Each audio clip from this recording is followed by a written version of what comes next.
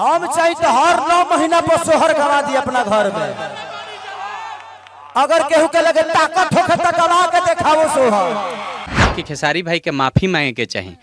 अगर तू पर्सनल कहता है कि बच्चा ताकत से पैदा कोई जाला वो ताकत नहीं खेत, ये बात पर माफी मांगे चाहिए।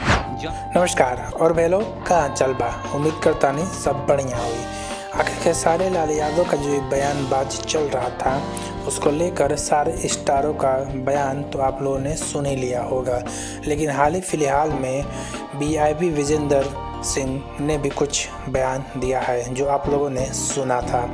उन्होंने साफ तौर पर कहा है कि खेसारी लाल यादव को माफ़ी मांगना चाहिए था जो उन्होंने पवन सिंह पर टिप्पणी की थी।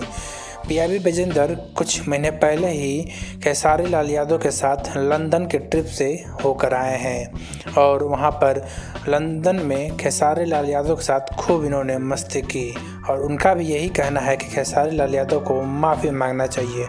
बाकी आप सबकी क्या राय है कमेंट बॉक्स में बताइए कि आखिर ये विवाद कब तक ख़त्म होगा। तब तक मिलते हैं अगले अपडेट के साथ, तब तक के लिए नमस्कार।